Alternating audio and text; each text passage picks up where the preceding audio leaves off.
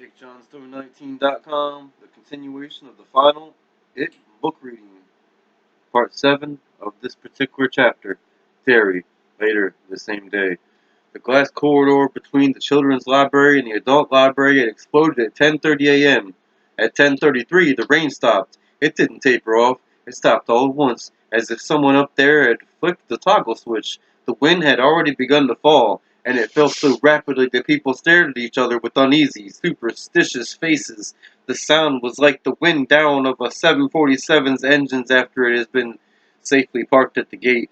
The sun peeked out for the first time at 10:47. By mid-afternoon, the clouds had burned away entirely, and the day had come off fair and hot. By 3:30 p.m., the mercury in the orange crushed thermometer outside the door of secondhand Rose secondhand clothes read 83, the highest reading of the young season. People walked through the streets like zombies, not talking much. Their expressions were remarkably similar, a kind of stupid wonder that would have been funny if it was not also so frankly pitiable. By evening, reporters from ABC, CBS, NBC, and CNN had arrived in Derry, and the network news reporters would bring some version of the truth home to most people. They would make it real. Although there were those who might have suggested that reality is a highly untrustworthy concept, something perhaps no more solid than a piece of canvas stretched over an interlacing of cables like the strands of a spiderweb. The following morning, Bryant Gumbel and Willard Scott of the Today Show would be in Derry. During the course of the program, Gumbel would interview Andrew Keene. Whole standpipe just crashed over and rolled down the hill, Andrew said. It was like, wow, you know what I mean? Like Steven Spielberg eat your heart out, you know? Hey, I always got the idea looking at you on TV that you were, a lot bigger. Seeing themselves and their neighbors on TV, that would make it real. It would give them a place from which to grasp this terrible, ungraspable thing. It had been a freak storm. In the days following, the death count would rise in the wake of the killer storm. It was, in fact, the worst spring storm in Maine history. All of these headlines, as terrible as they were useful. They helped to blunt the essential strangeness of what had happened. Or perhaps strangeness was too mild a word. Insanity might have been better. Seeing themselves on TV would help make it concrete, less insane. But in the hours before the news crews arrived, there were only the people from Derry walking through the rubble-strewn, mud-slick streets with expressions of stunned unbelief on their faces. Only the people from Derry not talking much, looking at things occasionally, picking things up and then tossing them down again, trying to figure out what had happened during the last 7 or 8 hours. Men stood on Kansas Street, smoking, looking at houses. Men stood on Kansas Street, smoking, looking at houses, lying upside down in the pavements. Other men and women stood beyond the white and orange crash barriers, looking into the black hole that had been downtown until 10 that morning. The headline of that Sunday's paper read, "We will rebuild, vows, Derry Merrier." And perhaps they would. But in the weeks that followed, while the city council wrangled over how the rebuilding should begin, the huge crater that had been downtown continued to grow in an unspectacular but steady way. 4 days after the storm, the office building of the Bangor Hydroelectric Company collapsed into the hole. 3 days after that, the Flying Doghouse, which sold the best kraut and chili dogs in eastern Maine, fell in. Trains backed up periodically in houses, apartment buildings, and businesses. It got so bad in the Old Cape that people began to leave. June 10th was the first evening of horse racing at Bassey Park. The first pace was scheduled for 8 o'clock p.m., and that seemed to cheer everyone up. But a section of bleachers collapsed as the trotters in the first race turned into the home stretch, and half a dozen people were hurt. One of them was Foxy Foxworth, who had managed the Aladdin Theater until 1973. Foxy spent 2 weeks in the hospital, suffering from a broken leg and a punctured testicle. When he was released, he decided to go to his sisters in Somersworth, New Hampshire. He wasn't the only one. Derry's were falling apart. Part 8 of this particular chapter. They watched the orderly slam the back doors of the ambulance and go around to the passenger seat. The ambulance started up the hill toward the Derry Home Hospital. Richie had flagged it down at severe risk of life and limb and had argued the irate driver to a draw when the driver insisted he just didn't have any more room. He had ended up stretching Audra out on the floor. "Now what?" Ben asked. There were huge brown circles under his eyes and a grimy ring of dirt around his neck. "I'm going back to the townhouse," Bill said. "Gonna sleep for about 16 hours." "I second that," Richie said. He looked hopefully at Bev. "Got any cigarettes, party lady?" "No," Beverly said. "I think I'm going to quit again." Sensible enough idea. They began to walk slowly up the hill, the four of them side by side. "It's over," Bill said. Ben nodded. "We did it. You did it, Big Bill. We all did it," Beverly said. I wish we could have brought Eddie up. I wish that more than anything." They reached the corner of Upper Main and Point Street. A kid in a red rain slicker and green rubber boots was sailing a paper boat along the brisk run of water in the gutter. He looked up, saw them looking at him, and waved tentatively. Bill thought it was the boy with the skateboard, the one whose friend had seen Jaws in the canal. He smiled and stepped toward the boy. "It's all right now," he said. The boy the boy studied him gravely, and then grinned. The smile was sunny and hopeful. "Yeah," he said, "I think it is. Bet your ass." The kid laughed. "You gonna be careful on that skateboard?" "Not really," the kid said, and this time Bill laughed. He restrained an urge to ruffle the kid's hair. That probably would have been resented, and returned to the others. "Who was that?" Richie asked. "A friend," Bill said. He stuffed his hands in his pockets. "Do you remember it? When we came out before?" Beverly nodded. "Eddie got us back to the Barrens, only we ended up on the other side of the Kenduskeag somehow. The old Cape side. You and Haystack pushed the lid off one of those pumping stations," Richie said to Bill, "because you had the most weight." "Yeah," Ben said. "We did. The sun was out, but it was almost down." "Yeah," Bill said. "And we were all there. But nothing lasts forever," Richie said. He looked back down the hill they had just climbed and said, "Look at this, for instance." He held his hands out. The tiny scars in the palms were gone. Beverly put her hands out. Ben did the same. Bill added his. All were dirty but unmarked. "Nothing lasts forever," Richie repeated. He looked up at Bill, and Bill saw tears cut slowly through the dirt on Richie's cheeks. "Except maybe for love," Ben said. "And desire," Beverly said. "How about friends?" Bill asked and smiled. "What do you think, trash mouth?" "Well," Richie said, smiling and rubbing his eyes, "I got to think about it, Billy. I got to think about it." Bill put his hands out, and they joined theirs with his, and stood there for a moment. Seven who had been reduced to four, but who could still make a circle. They looked at each other. Ben was crying now, too, the tears spilling from his eyes, but he was smiling. "I love you guys so much," he said. He squeezed Bev's and Rich's hands tight, tight, tight for a moment, and they dropped them. "Now, could we see if they've got such a thing as breakfast in this place? And we ought to call Mike, tell him we're okay." "Good thing, Senor," Richie said. "Every now and then I think you might have turned out okay. What you think, Big Bill?" "I think you ought to go fuck yourself," Bill said. They walked into the townhouse on a wave of laughter, and as Bill pushed through the glass door, Beverly caught sight of something which she never spoke of but never forgot. For just a moment she saw the reflections in the glass. Only there were six, not four, because Eddie was behind Richie and Stan was behind Bill, that little half smile on his face. Part 9 of this particular chapter. Out. Dusk. August 10th, 1958.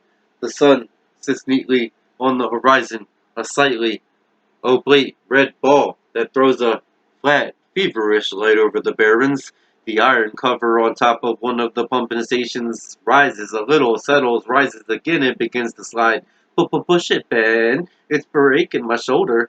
The cover slides farther, tilts, and falls into the shrubbery that has grown up around the concrete cylinder. Seven children come out one by one and look around, blinking owlishly in silent wonder. They are like children who have never seen daylight before. "It's so quiet," Beverly says softly. "The only sounds are the loud rush of water and the silent hum of insects. The storm is over, but the Kenduskeag is still very high, closer to town, not far from the place where the river is corseted in concrete and called a canal. It has overflowed its banks, although the flooding is by no means serious. A few wet cellars is the worst of it. This time, Stan moves away from them, his face blank and thoughtful.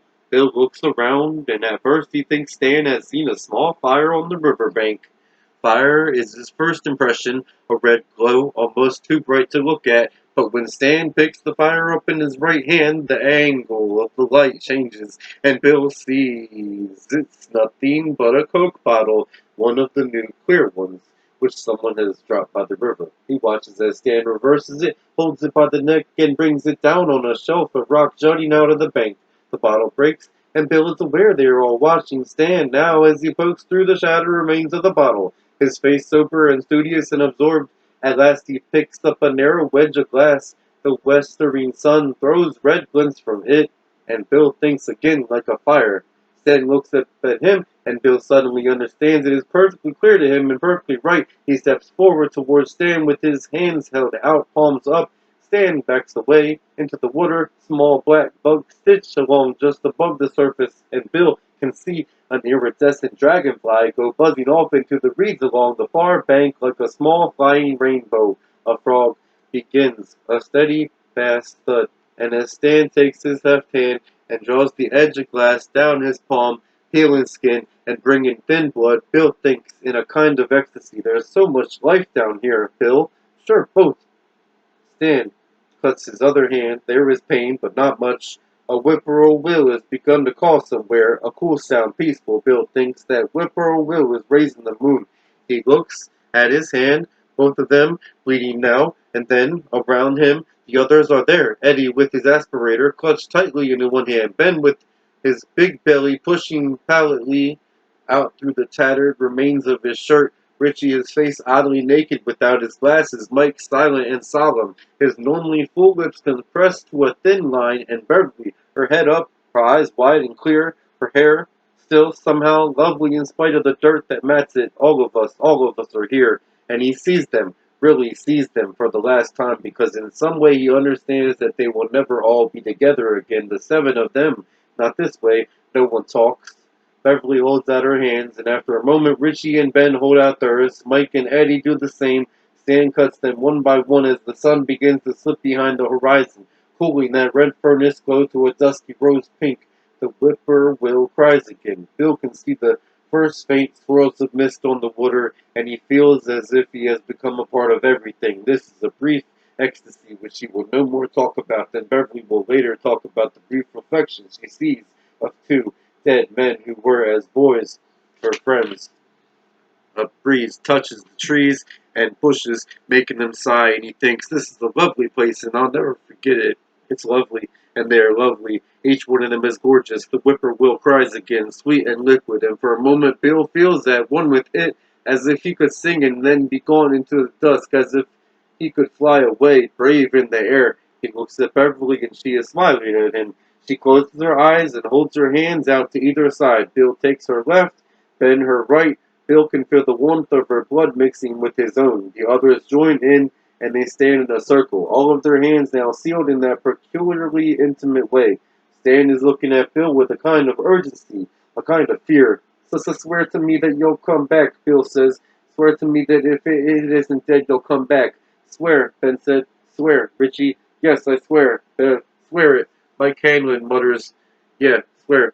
Eddie, his voice a thin and reedy whisper. "I swear too." Stan whispers, but his voice falters and he looks down as he speaks. "I swear." That was it. That was all. But they stand there for a while longer, feeling the power that is in their circle, the closed body that they make. The light paints their faces in pale fading colors. The sun is now gone and sunset is dying. They stand together in a circle as the darkness creeps down into the barrens, filling up the paths they have walked this summer, the clearings where they have played tag and guns, the secret places along the river banks where they have sat and discussed childhood's long questions or smoked Beverly's cigarettes or where they have merely been silent, watching the passage of the clouds reflected in the water. The eye of the day is closing. At last Ben drops his hands. He starts to say something, shakes his head, and walks away. Richie follows him. Then Beverly and Mike walking together, no one talks. They climb the embankment to Kansas Street and simply take leave of one another. And when Bill thinks that over 27 years later, he realizes that they really never did all get together again. Four of them quite often, sometimes five, and maybe six once or twice, but never all seven, and he's the last to go. He stands for a long time with his hands on the rickety white fence looking down into the barrens as overhead the first stars seed the summer sky. Fans under the blue and over the black and watches the barrens fill up with darkness. I never want to play down there again. He thinks suddenly and is amazed to find the thought is not terrible or distressing, but tremendously liberating. He stands there a moment longer and then turns away from the barrens and starts home, walking along the dark sidewalk with his hands in his pockets, glancing from time to time at the houses of dairy, warmly lit against the night. After a block or two, he begins to walk faster, thinking of supper, and a block or two after that, he begins to whistle. Terry, the last interlude.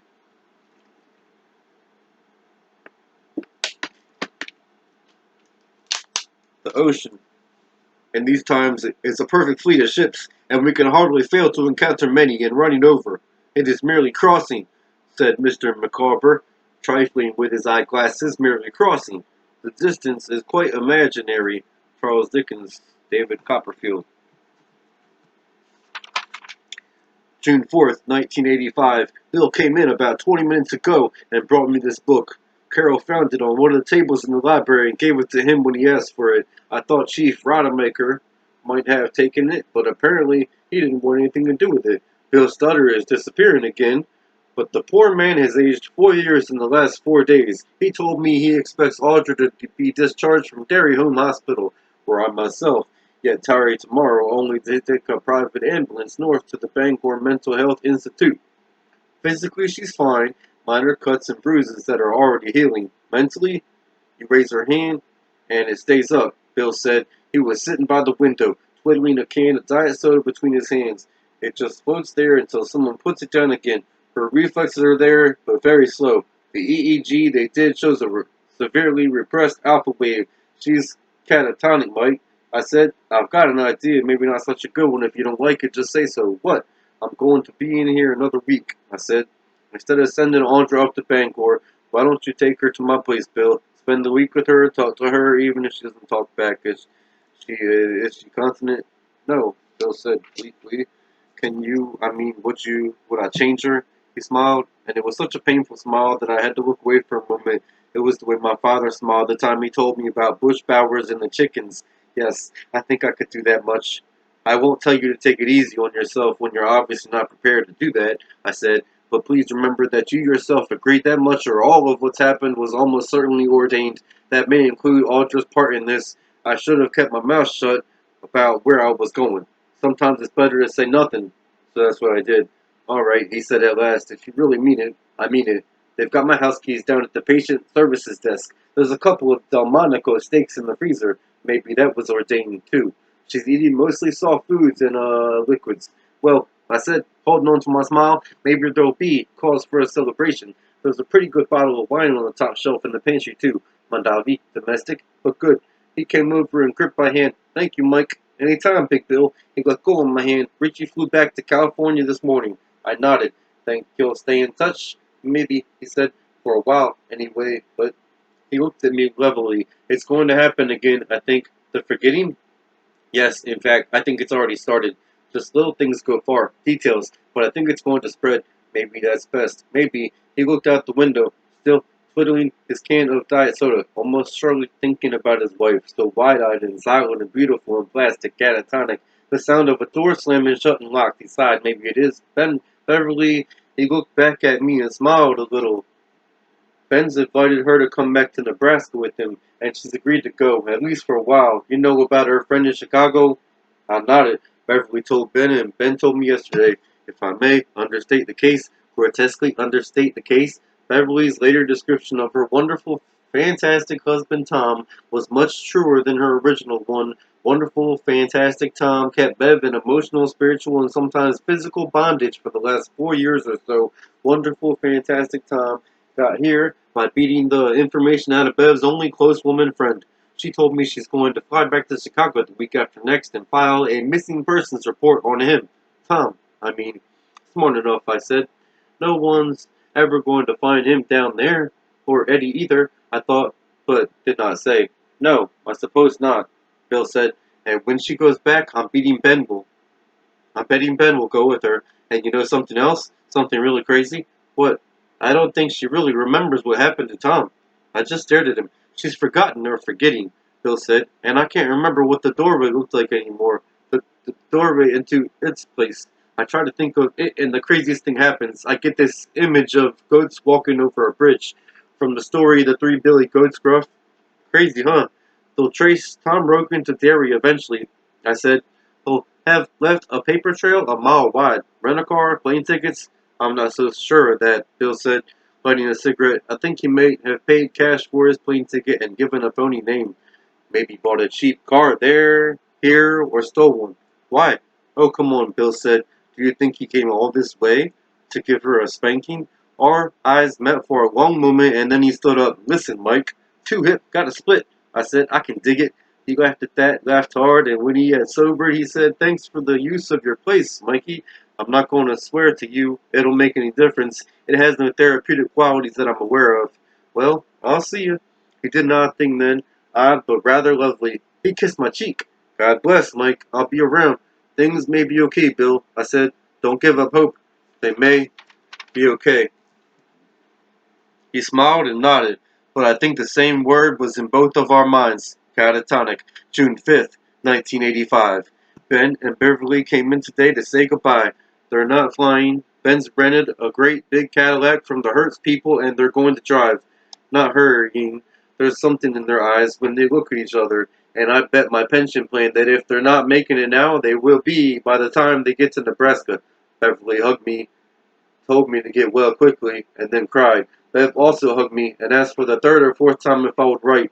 I told him I would indeed write, and so I will, for a while at least, because this time it's happening to me as well. I'm forgetting things, as Bill said. Right now it's only small things, details, but it feels like the sort of thing that's going to spread. It could be that in a month or year, this notebook will be all I'll have to remind me of what happened here in Derry. I suppose the words themselves might begin to fade. Eventually, even this book is blank as when I first picked it up in the school supplies department and freezes. That's an awful thought, and in the daytime, it seems wildly paranoid. But do you know, in the watches of the night, it seems perfectly logical. This forgetting, the prospect fills me with panic, but it also offers a sneaking sort of relief. It suggests to me, more than anything else, that this time they really did kill it. That there is no need of a watchman to stand and wait for the cycle to begin again. Dull panic, sneaking relief. It's the relief I'll embrace. I think sneaking or not. Bill called to say he and Audra had moved in. There is no change in her. I'll always remember you. That's what Beverly told me just before she and Ben left. I think I saw a different truth in her eyes. June 6th, 1985. Interesting piece in the Dairy News today on page 1. The story was headed, Storm causes Henley to give up auditorium expansion plans.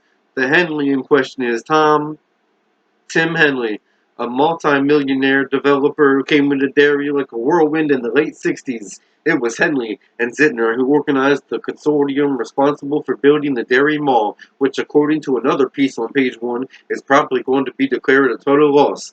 Tim Henley was determined to see Dairy grow. There was a profit motive, yes indeed, but there was more to it than that. Henley generally wanted to see it happen. His sudden abandonment of the auditorium expansion suggests several things to me. That Henley may have stored on Dairy is the only the most obvious. I think it's also possible that he's in the process of losing his shirt because of the destruction of the mall.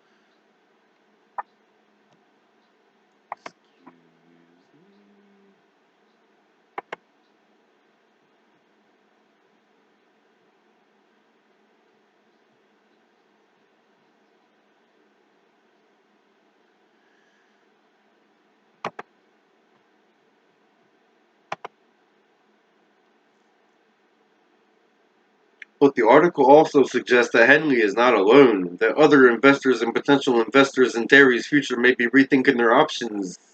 Of course, Al Zittner won't have to bother. God retired him when downtown collapsed.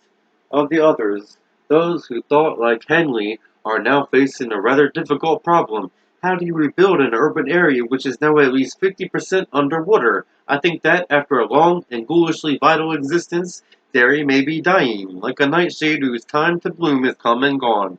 Called Bill Denver late this afternoon. No change in Audra. An hour ago, I put through another call, this one to Richie Tozier in California. His answering machine fielded the call, with Creedence Clearwater Revival music playing in the background.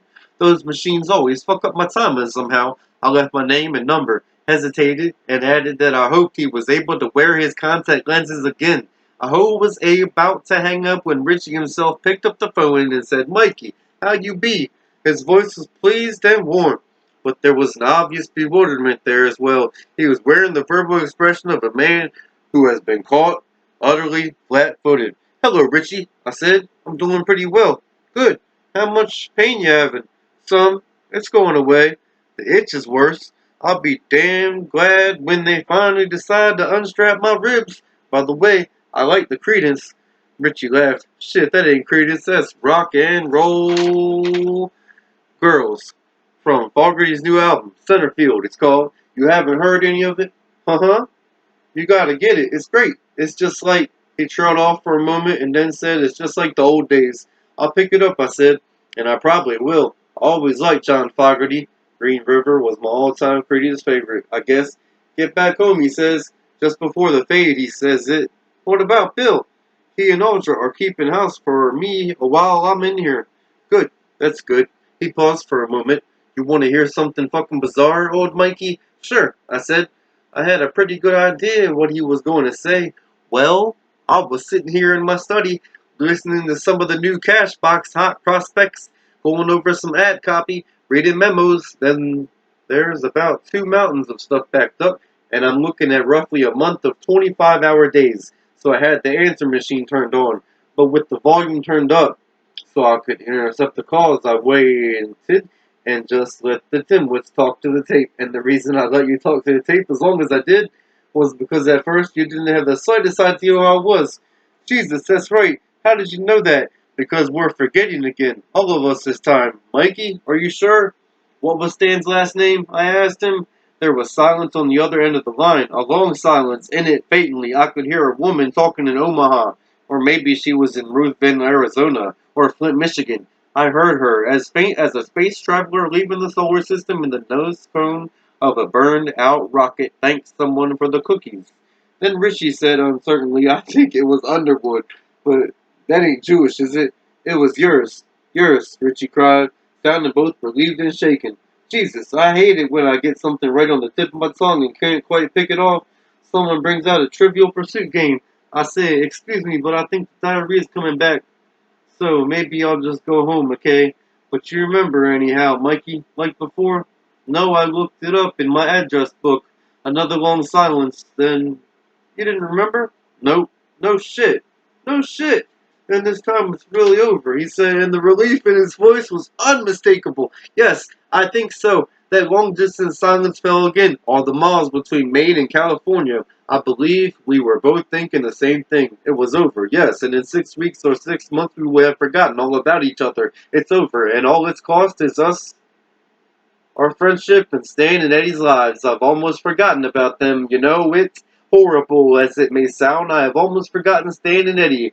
Was it asthma Eddie had, or chronic migraine? I'll be damned if I can remember for sure, although I think it was migraine. I'll ask Bill. He'll know.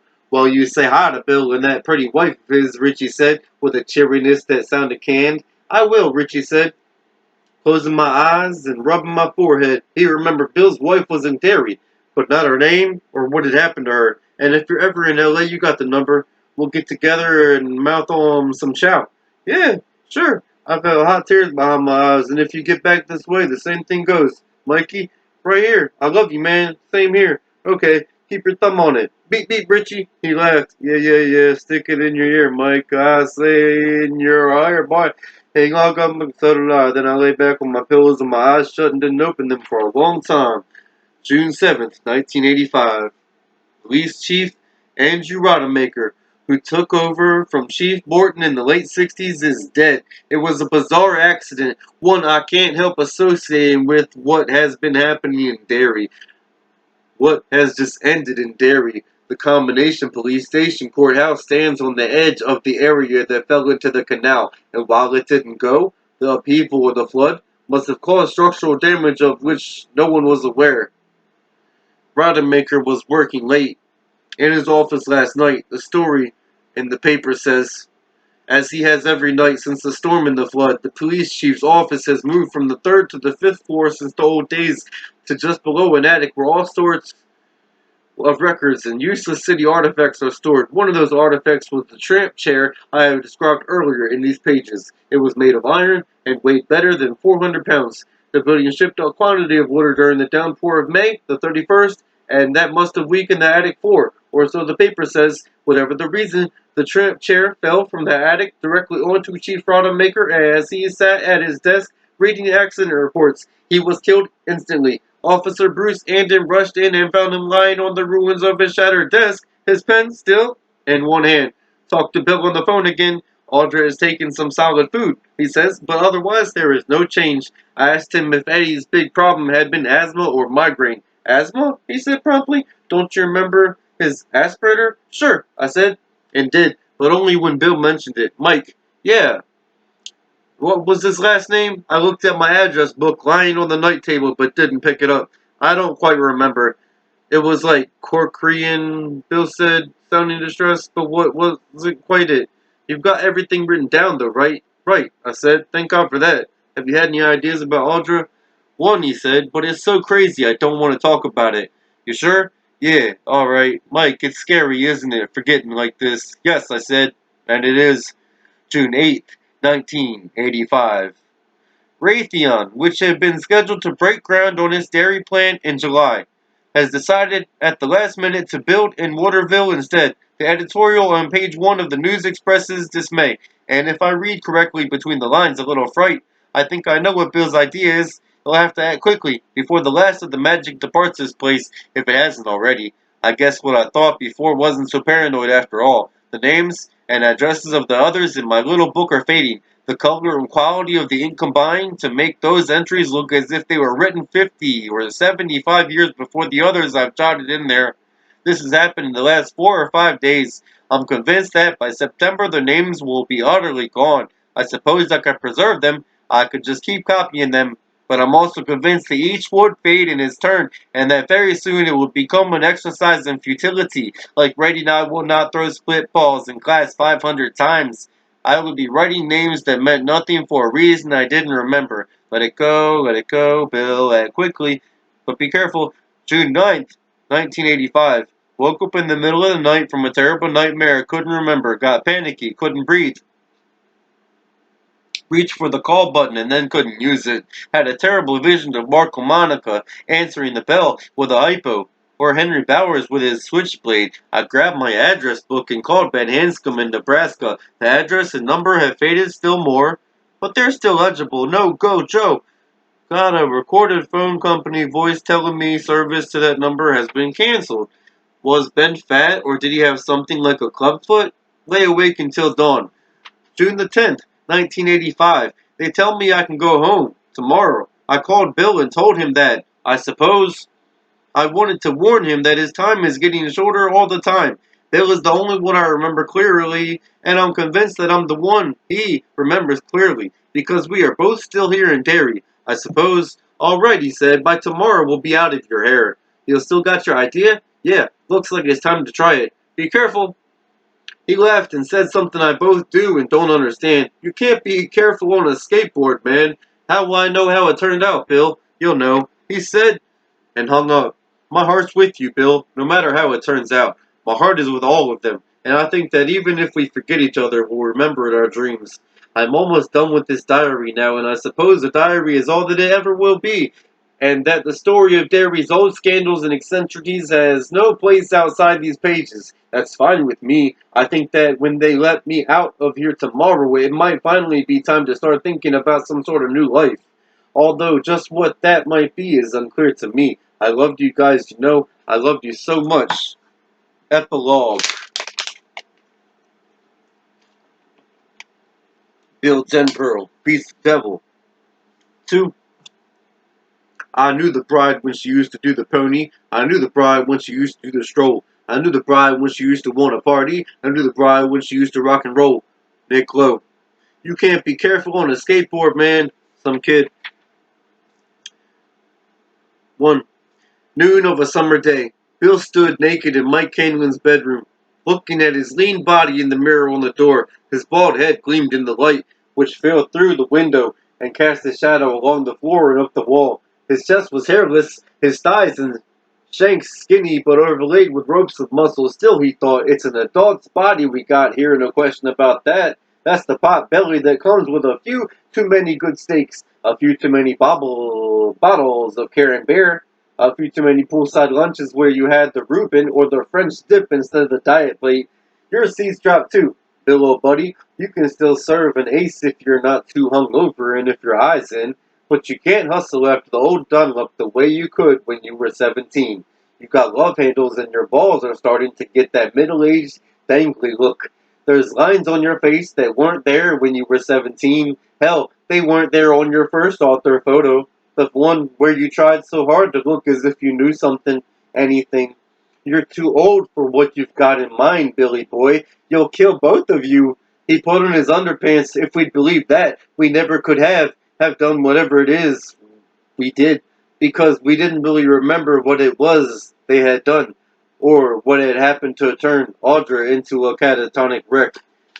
He only knew what he was supposed to do now, and he knew that if he didn't do it now, he would forget that too. Audra was sitting downstairs in Mike's easy chair, her hair hanging lankly to her shoulders, staring with rapt attention at the TV, which was currently showing dialing for dollars.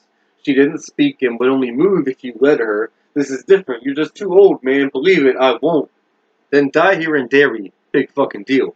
He put on athletic socks, the one pair of jeans he had brought, the tank top he'd bought at the shirt shack in Bangor the day before. The tank was bright orange. Across the front it said, "Where the hell is Derry, Maine?" He sat down on Mike's bed, the one he had shared for the last week of nights with his warm but corpse-like wife, and put on his sneakers, a pair of Keds, which he had also bought yesterday in Bangor. He stood up and looked at himself in the mirror again. He saw a man pressing middle-aged dressed up in a kid's clothes. "You look ludicrous. What kid doesn't? You're no kid. Give this up." "Fuck, let's rock and roll a little," Bill said softly and left the room. Part 2 of this particular epilogue, Bill Denbrough beats the devil. In the dreams he will have in later years, he is always leaving Derry alone at sunset. The town is deserted, everyone has left. The theological seminary and the Victorian houses on West Broadway, black against the lurid sky. Every summer sunset you ever saw rolled up into one. He can hear his footfalls echoing back as they rap along the concrete. The only other sound is water rushing hollowly through the storm drains. He rolled Silver out into the driveway, putting him on the kickstand, and checked the tires again. The front one was okay, but the back one felt a little mushy. He got the bike pump that Mike had bought and firmed it up. When he put the pump back, he checked the playing cards and the clothespins. The bike's wheels still made those exciting machine gun sounds Bill remembered from his boyhood. Good deal. You've gone crazy. Maybe. We'll see. He went back into Mike's garage again, got the 3-in-1, and rolled the chain in his pocket. Then he stood up, looked at Silver, and gave the bulb of the ooga horn a light, experimental squeeze. It sounded good. He nodded and went into the house. And he sees all those places again, intact as they were then. The hulking brick fort of Derry Elementary, the kissing bridge with its complex intaglio of initials, high school sweethearts ready to crack the world open with their passion, who had grown up to become insurance agents and car salesmen and waitresses and beauticians. He sees the statue of Paul Bunyan against that bleeding sunset sky and the leaning white fence which ran along the Kansas Street sidewalk at the edge of the barrens. He sees them as they were, as they always will be in some part of his mind, and his heart breaks with love and horror. Leaving Derry, he thinks. We are leaving Derry, and if this was a story, it would be the last half dozen pages or so. Get ready to put this one up on the shelf and forget it. The sun's going down and there's no sound but my footfalls and the water in the drains. This is the time of dialing for dollars had given way to Wheel of Fortune. Audra sat passively in front of it, her eyes never leaving the sight. Her demeanor did not change when Bill snapped the TV off. "Audra," he said, going to her and taking her hand. "Come on." She didn't move. Her hand lay in his, warm wax. Bill took her other hand from the arm of Mike's chair and pulled her to her feet. He had dressed her that morning much as he had dressed her himself. She was wearing Levi's and a blue shell top. She would have looked quite lovely if not for her wide-eyed vacant stare. Come on, he said again, and led her through the door into Mike's kitchen and eventually outside. She came willingly enough, although she would have plunged off the back porch stoop and gone sprawling into the dirt if Bill had not put an arm around her waist and guided her down the steps. He led her over to where Silver stood heeled over on his kickstand in the bright summer moonlight. Noonlight. Audra stood beside the bike, looking serenely at the side of Mike's garage. Get on, Audra. She didn't move. Patiently, Bill worked at getting her to swing one of her long legs over the carrier mounted on Silver's back fender. At last she stood there with the package carrier between her legs, not quite touching her crotch. Bill pressed his hands lightly at the top of her head and Audra sat down. He swung onto Silver's saddle and put up the kickstand with his heel. He prepared to reach behind him for Audra's hands and draw them around his middle, but before he could do it, they crept around him of their own accord like small, dazed mice. He looked down at them, his heart beating faster, seeming to pump in his throat as much as in his chest. It was the first independent action Audra had taken all week, so as far as he knew, the first independent action she had taken since it happened. Whatever it had been. Audra. There was no answer. He tried to crane his neck around and see her, but couldn't quite make it. There were only her hands around his waist, the nails showing the last chips of a red polish that had been put on by a bright, lively, talented young woman in a small English town. We're going for a ride, Bill said, and he began to roll Silver forward toward Palmer Lane, listening to the gravel crunch under the tires. I want you to hold on, Audra. I think I may go sorta fast if I don't lose my guts. He thought of the kid he had met earlier during his stay in Derry, when it had still been happening. You can't be careful on a skateboard, the kid had said. Truer words never spoken, kid. Audra, you ready? No answer. Had her hands tightened the tiniest bit across his middle, probably just wishful thinking. He reached the end of the driveway and looked right. Palmer Lane ran straight to Upper Main Street, where a left turn would take him onto the hill running downhill, picking up speed. He felt a tremor of fear at the image, and a disquieting thought. Old bones break easy, Billy boy, ran through his mind, almost too quickly to read and was gone. But it wasn't all disquiet, was it? No, it was desire, as well, the feeling he'd had when he saw the kid walking along with the skateboard under his arm. The desire to go fast, to feel the wind race past you without knowing if you were racing toward or running away from, to just go, to fly. Disquiet and desire, all the difference between world and want. The difference between being an adult who counted the cost and a child who just got on it and went, for instance, all the world between. Yet not that much difference at all, bedfellows really. The way you felt when the roller coaster car approached the top of the first steep grade where the ride really begins. This quiet and desire, what you want and what you're scared to try for, where you've been and where you want to go. Something in a rock and roll song about wanting the girl, the car, the place to stand and be. Oh, please, God, can you dig it? Bill closed his eyes for a moment, feeling the soft, dead weight of his wife behind him, feeling the hill somewhere ahead of him, feeling his own heart inside him. Be brave, be true, stand. He began to push Silver forward again. You want to rock and roll a little, Audra? No answer, but that was all right. He was ready. Hold on, then. He began to pedal. It was hard going at first. Silver wobbled, alarmingly back and forth, Audra's weight adding to the imbalance. Yet she must be doing some balancing even unconsciously, or they would have crashed right away. Bill stood on the pedals, hands squeezing the handle grips with maniacal tightness. His head turned skyward, his eyes slits, the cords on his neck standing out. Gonna fall splat right here in the street. Split her skull and mine. No, you ain't. Go for it, Bill. Go for it. Go for the son of a bitch. He stood on the pedals, revolving them, feeling every cigarette he'd smoked over the last 20 years in his elevated blood pressure and the race of his heart. Fuck that too, he thought, and the rush of crazy exhilaration made him grin. The playing cards, which he had been firing isolated shots with, now began to click-clock faster. They were new, nice new bikes, and they made a good loud sound. Bill felt the first touch of breeze on his bald pate, and his grin widened. I made that breeze, he thought. I made it by pumping these damn pedals. The stop sign at the end of the lane was coming up. Bill began to brake, and then His grin still widening, showing more and more of his teeth, he began to pump again. Ignoring the stop sign, Bill Denbrough swept to the left onto Upper Main Street above Bessie Park. Again, all just weight fooled him, and they almost overbalanced and crashed. The bike wavered, wobbled, then righted itself. That breeze was stronger now, cooling the sweat on his forehead, evaporating it, rushing past his ears with a low, intoxicating sound that was a little like the sound of the ocean and a conch shell, but was really like nothing else on earth. Bill supposed it was a sound the kid with the skateboard was familiar with, but it's a sound you'll fall out of touch with, kid, he thought. Things have a way of changing. It's a dirty trick, so be prepared for it. Pedaling faster now, finding a surer balance and speed, the ruins of Paul Bunyan on the left, like a fallen colossus.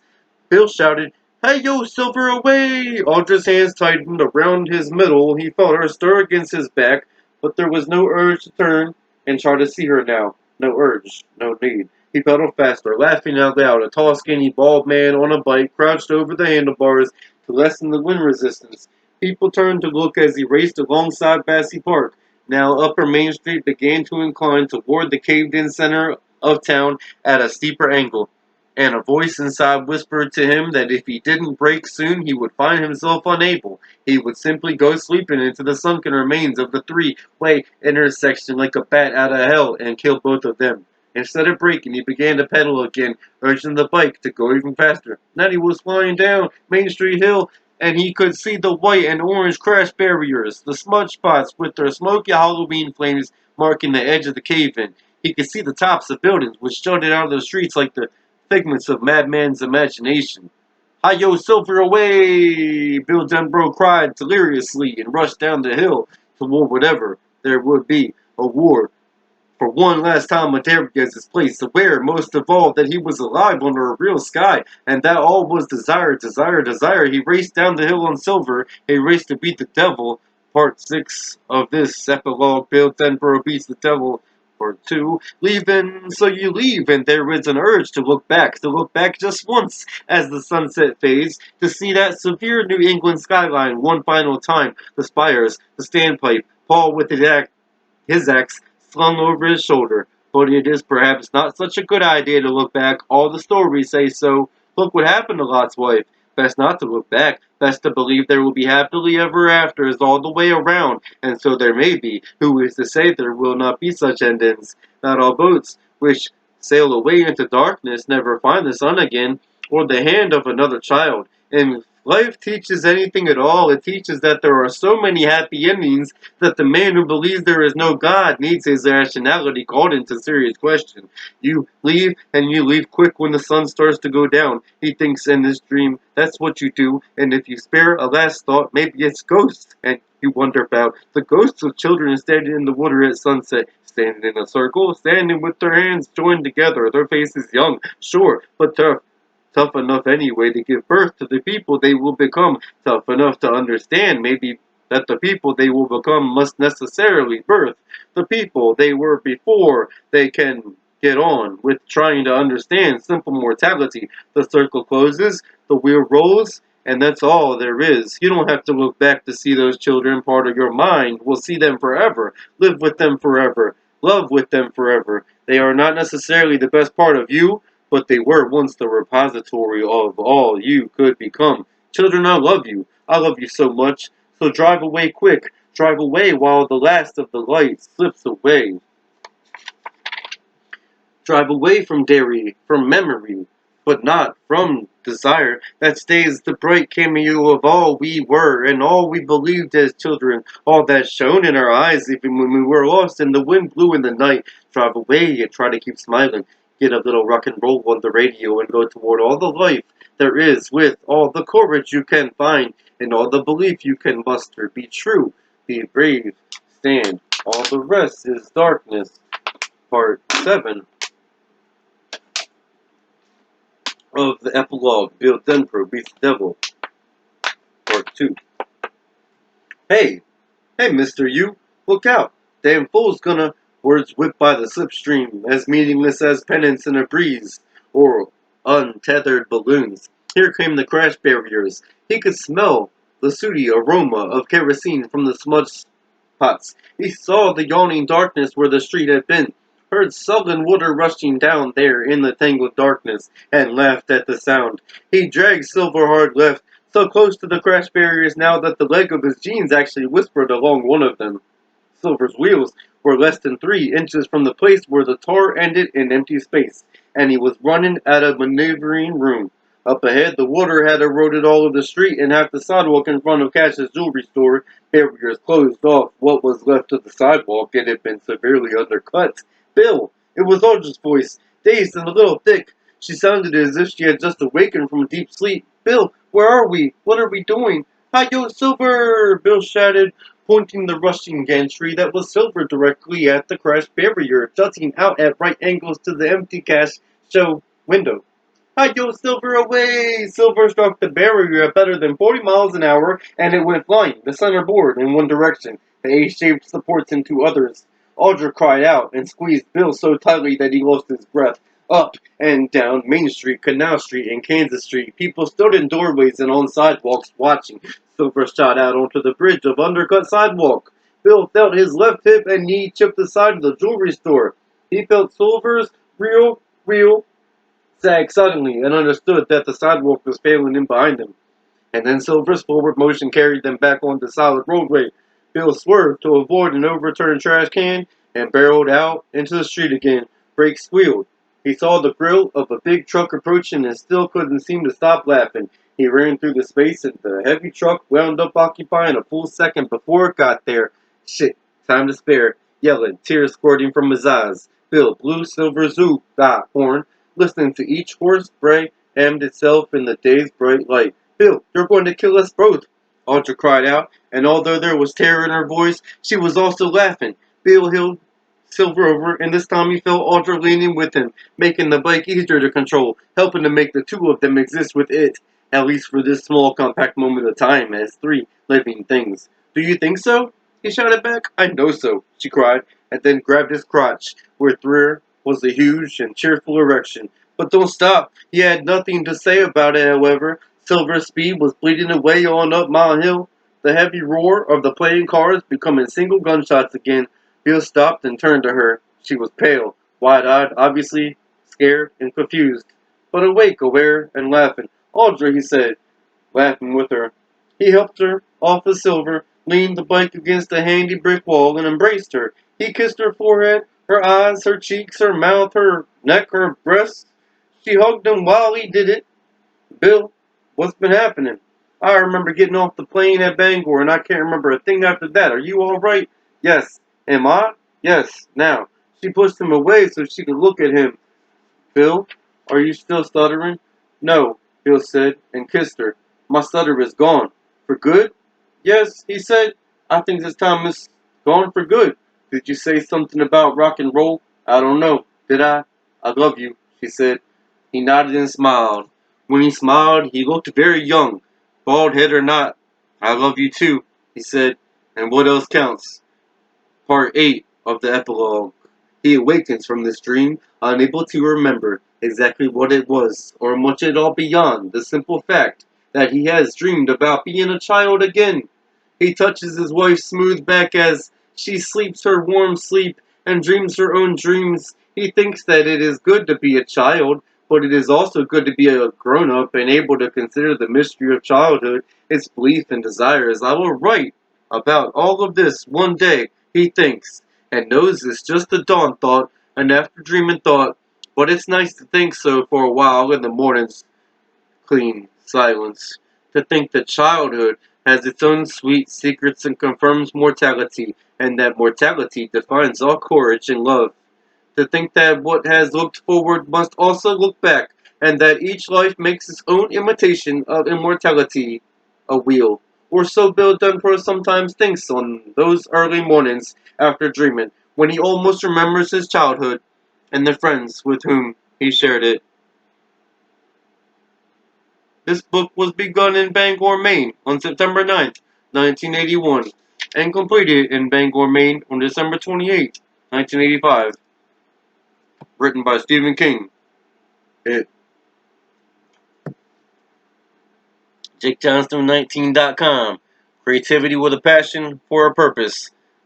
To entertain, to motivate, to inspire. Y'all have a weird, wonderful Wednesday now. Peace.